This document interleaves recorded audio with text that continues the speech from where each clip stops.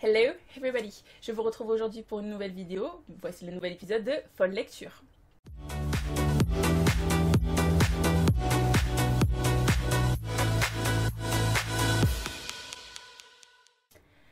Nous allons commencer aujourd'hui avec des mangas parce que c'est la chose que j'aime bien faire avec vous. Le premier manga dont je vais vous parler, c'est Arte de Kai Okubo, édité chez Komiku. J'ai lu les 2 premiers tomes parce que comment résister, le manga est absolument magnifique, les dessins sont magnifiques, je me répète 2 fois magnifique, mais c'est pour que ça rentre dans votre cerveau.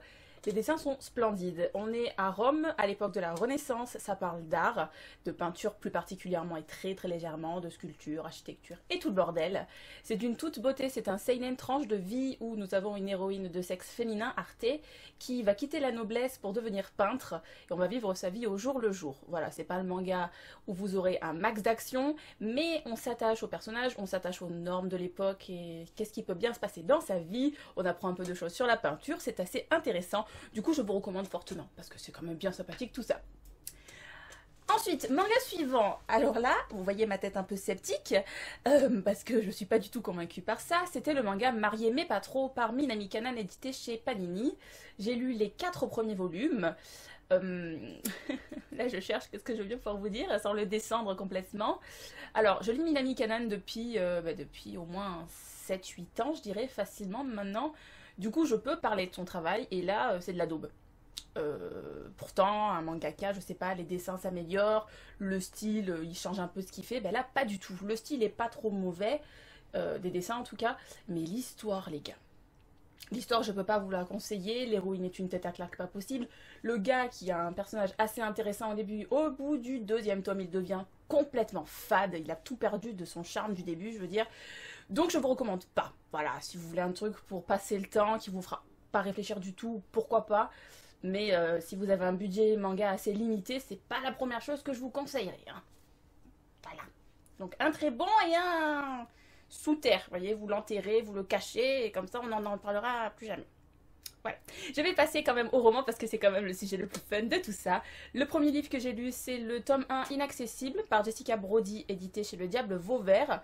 Je ne sais pas si c'est Inaccessible aussi le nom de la série, c'est pas grave, vous chercherez. Là aussi, c'était pas le coup de cœur de la live qui tue, je vous l'accorde, je l'ai trouvé pas mal insipide, pas mal déjà vu. Pourtant, j'en ai entendu de très bonnes critiques et il était dans mon fil de recommandation Goodreads, parce que je fais attention à ce que Goodreads me recommande comme lecture young adulte. Le thème de base était assez intéressant avec une nana amnésique qui ne se souvenait absolument de rien, elle savait même pas à quelle époque elle était. Et elle avait un certain vocabulaire de base, mais elle connaissait pas, par exemple, tout ce qui est argot, tout ce qui est fait... En fait, elle connaissait rien, elle savait un peu parler, mais avec un vocabulaire limité. Et c'était assez intéressant de pourquoi elle a perdu la mémoire, c'est quoi son problème à elle, et de voir le côté fantastique, tout ça. Mais la romance était pas omniprésente, mais dans la personnalité de l'héroïne, ça prenait une part vachement importante, je trouve. Le récit, après, à côté, était fadasse. Donc c'est pas la lecture que je vous dirais là aussi de plonger dans du young adulte de prime abord.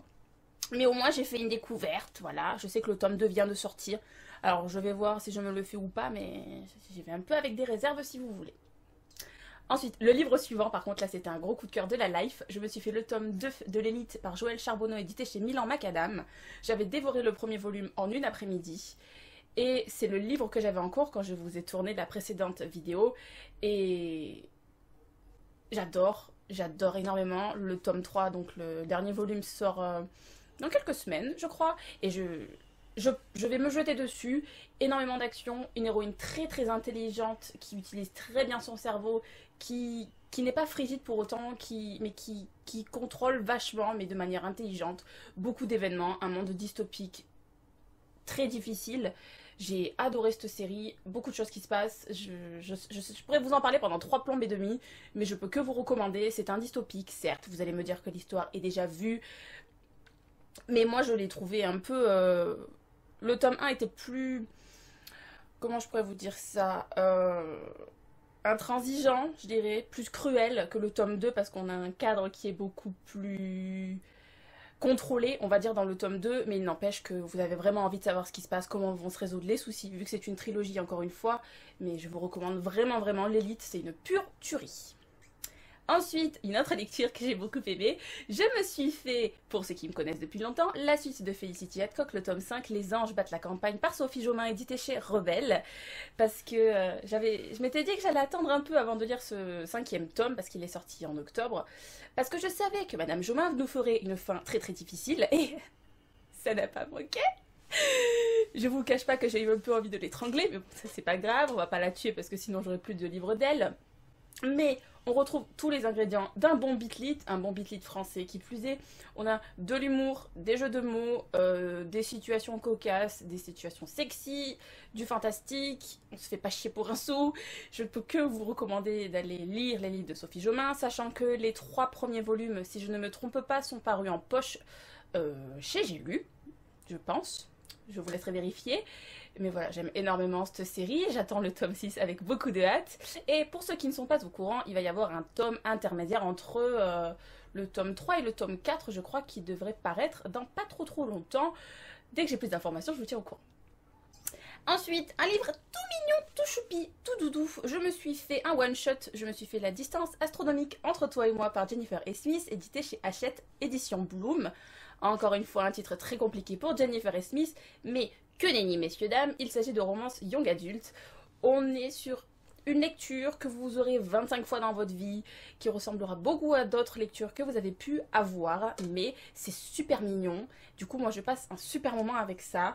On a un roman à 2 voix, un garçon qui fait un road trip dans les États-Unis et une demoiselle.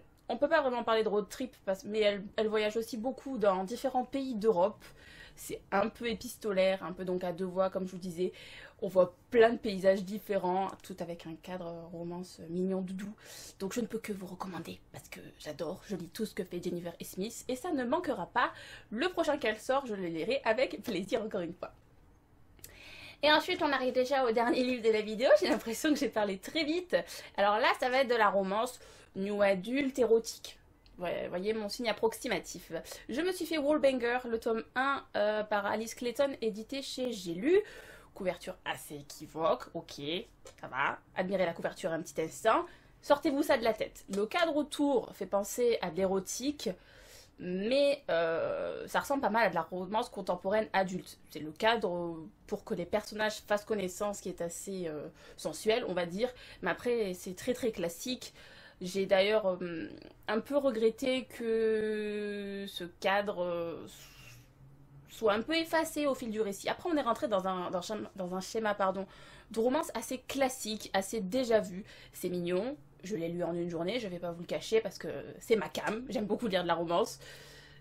Mais je sais pas, avec tous les avis que j'ai lus qui disaient que c'était hilarant et tout, je m'attendais à peut-être un peu plus. Donc c'est une petite déception pour ma part. Mais j'ai bien aimé quand même, voilà, on va pas se le cacher. Voilà, j'en ai fini pour aujourd'hui. Si tu as aimé cette vidéo, n'oublie pas de mettre un pouce en l'air, n'oublie pas de commenter, et le plus important, abonne-toi. Ciao!